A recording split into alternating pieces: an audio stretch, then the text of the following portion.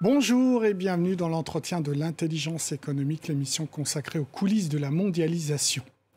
L'Afrique pour les Africains, c'est le mot d'ordre qui ressort de la lecture du livre publié chez Odile Jacob et intitulé « Une solution pour l'Afrique » avec un sous-titre très parlant du néoprotectionnisme au bien commun.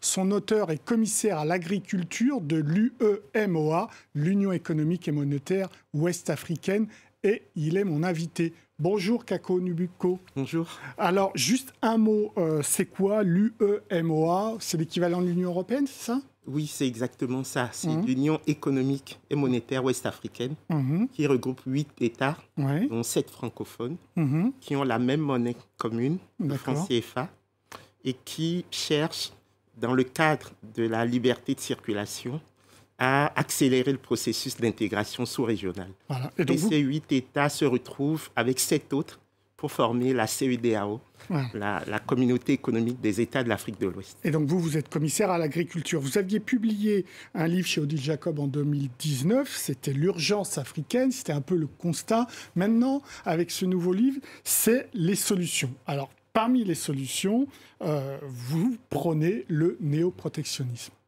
Oui, ce dont on se rend compte dans le cadre du commerce international, c'est qu'au fond, le néolibéralisme que les institutions de Bretton Woods, FMI et Banque mondiale, nous incitent à adopter depuis un demi-siècle, au fond, c'est la liberté du loup dans la bergerie. Ouais, ce que vous dites. Et ce qu'on observe quand on prend le cas de l'agriculture, par exemple, c'est que les écarts de productivité sont de 1 à 400. C'est-à-dire que quand le paysan de l'Arkansas aux États-Unis travaille pendant 1 heure et que le paysan sénégalais travaille pendant 1 heure, le paysan américain produit 400 fois plus. Mais il n'a pas 400 fois plus de coûts de production. Donc on ne peut pas ouvrir les marchés quand non, il y a si vous les mettez dans le même marché, le paysan sénégalais, il disparaît. Et donc, ce ne serait pas très grave, au fond, si les préceptes néolibéraux étaient appliqués jusqu'au bout. C'est-à-dire la mobilité des facteurs, capital et travail, surtout le travail. Donc, si on nous autorisait à migrer, le modèle pourrait être ajusté.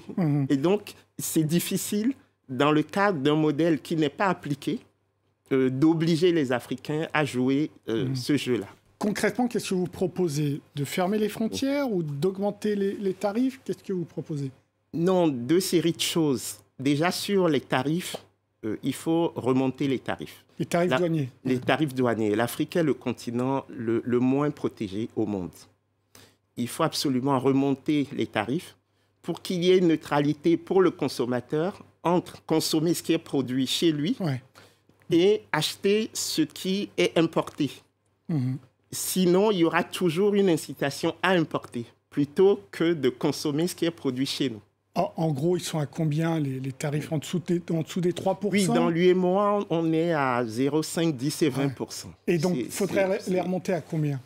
Bon, dans le cadre des accords de partenariat économique avec l'Union européenne, le Nigeria avait proposé 50%.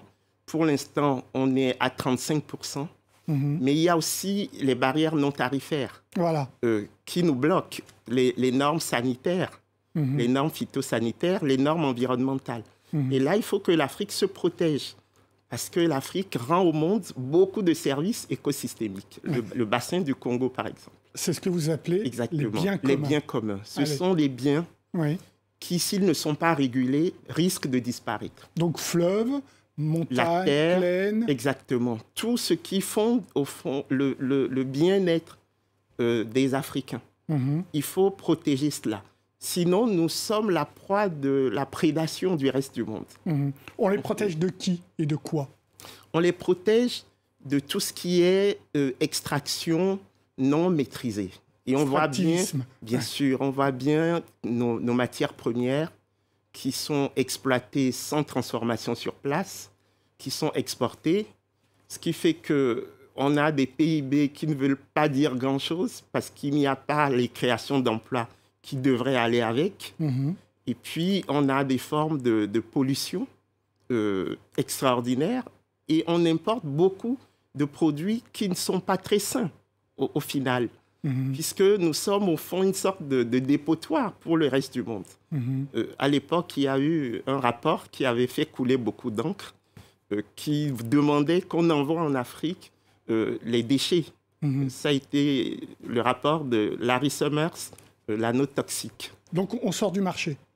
Non, on fait comme ce que préconisait l'économiste égyptien Samir Amin, on se déconnecte. Donc ce n'est pas l'autarcie, mais c'est la capacité, en fait, à créer de l'activité chez nous, en Afrique, et à commercer avec le reste du monde, une fois qu'on a des filières qui sont suffisamment compétitives. Ce qui fait que le dialogue doit être permanent, mais on ne doit pas être la seule région du monde qui n'arrive pas à donner du travail à 100 milliards, 300 millions d'habitants. Et c'est quand même quelque chose d'important. Donc, fausse générosité lorsque l'Union européenne importe du cacao, du café en franchise de droit quand ça vient d'Afrique. En fait, l'Afrique se tire une balle dans le pied. Ah oui, complètement. Je pense qu'il faut arrêter ce type d'accords, parce que ce sont des accords qui sont léonins pour l'Afrique. Qui remontent aux années 72, hein. Lomé, Cotonou, etc. Bien sûr. Et ils continuent. Oui, c'est-à-dire qu'au départ, ce qui fondait les accords Union européenne ACP, c'est que la différence de développement devait se traduire par une différence d'obligation entre les pays du Nord et les pays du Sud. Mais les réformes successives font que ce principe ne tient plus. Or, ce que moi j'observe, c'est que l'Afrique a aujourd'hui 650 millions d'hectares arables. De terres arables? Oui, non cultivées. Ah ouais, non exploitées encore. Voilà, avec 1,3 milliard d'habitants. Donc l'Afrique peut être la puissance agricole du monde. Pas seulement se nourrir, mais nourrir le reste du monde. Et donc, avec un tel potentiel, je ne comprends pas qu'on perde des heures et des heures, ou même des années, à essayer de négocier des accords qui ne vont rien nous apporter au final. Oui, parce que la valeur ajoutée ne reste pas en Afrique. Nous avons le travail, nous avons la terre, les capitaux, pour peu qu'on les gère bien, on va les garder en Afrique, parce que là, ils fuient, les capitaux. Et donc, je ne comprends pas pourquoi on ne s'en sort pas. Kako Nobubko, quand vous dites « je ne comprends pas », vous vous adressez aux partenaires de l'Afrique ou vous vous adressez aux Africains eux-mêmes, aux dirigeants eux-mêmes? Les deux. Les deux. Vous savez que pendant longtemps, mon mot d'ordre a été la lutte contre la servitude volontaire. C'est parce que je trouve que l'élite africaine est trop extravertie. Elle pense que c'est le reste du monde qui va régler ces problèmes. C'est faux. Historiquement, les nations se sont développées en s'appuyant sur leurs forces endogènes.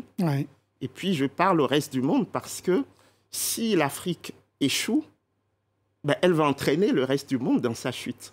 Ça, c'est quelque chose que tout le monde doit avoir en tête.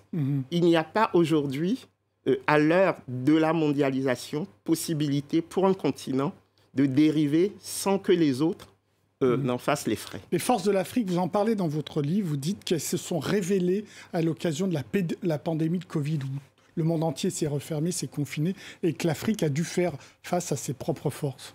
Oui, tout à fait, parce que la population africaine est jeune. 40% de la population a moins de 15 ans. Or, on sait que cette pandémie a touché surtout les personnes âgées. Et l'Afrique a été touchée, 5%, alors qu'elle représente 17% de la population mondiale. Et on a constaté aussi le développement des circuits courts, et puis fondé sur l'agriculture maraîchère. Voilà. Et donc, on a trouvé, au fond, les ressorts d'une résilience africaine que très peu de gens soupçonnaient, y compris les Africains. Et on capitalise là-dessus ou pas alors? On devrait. C'est l'objectif, justement, de l'ouvrage. C'est attirer l'attention sur le fait que la solution africaine, c'est une solution qui est d'abord endogène, mais en même temps, c'est une solution pour la planète. Alors donc, vous le dites à plusieurs reprises dans le livre, vous êtes contre le libre-échange, mais vous êtes pour le juste échange. La création de la ZLECAf, donc cette zone sur l'ensemble de l'Afrique qui serait une zone de libre-échange, c'est un bon point? Oui, l'idée de la zone de libre-échange continentale africaine renvoie à l'idée du panafricanisme. Donc, en soi, le principe est bon. Mais le problème, c'est qu'on ne peut pas mettre sur le même marché de grandes économies comme celle de l'Égypte et de petites économies comme celle de la Gambie. Et donc, ce que je disais tout à l'heure pour la relation Afrique-Reste du monde est valable entre nous, Africains. C'est-à-dire que le principe qui fait marcher ce type d'arrangement institutionnel, c'est la solidarité. Donc, qu'est-ce qu'on fait pour que les agriculteurs les moins productifs puissent augmenter leurs capacités? Et donc, quels sont les ressorts, au fond, de la solidarité budgétaire? Quels sont les transferts qu'on veut faire? Donc, ce que je nous reproche, c'est de mettre sur un plan technique des questions qui sont éminemment politiques, qui renvoient au vivre ensemble, qui renvoient au contrat social. Et tant que nous, Africains, nous n'allons pas nous asseoir pour discuter à propos de notre vision, à propos des modalités de notre gouvernance, à propos des modalités du suivi et évaluation de nos performances, nous allons nous retrouver tous les 50 ans, demander au reste du monde de nous aider. Dernière question Kakonou Bubko, est-ce que quand même vous êtes optimiste? Oui, je suis optimiste parce que l'Europe a eu pendant quelques siècles le monopole de la planète. Il faut savoir qu'entre 1850 et 1930, l'Europe a pu exporter 60 millions de personnes dans le reste du monde. Et nous n'avons pas ce potentiel. Et donc, c'est le marché intérieur qui va être le tracteur de la croissance africaine. Merci beaucoup, Kakonou Bubko, pour vos réponses. L'entretien de l'intelligence économique est terminé, évidemment. Vous pouvez retrouver cette émission sur france24.com, sur nos réseaux sociaux et évidemment sur nos podcasts. Au revoir.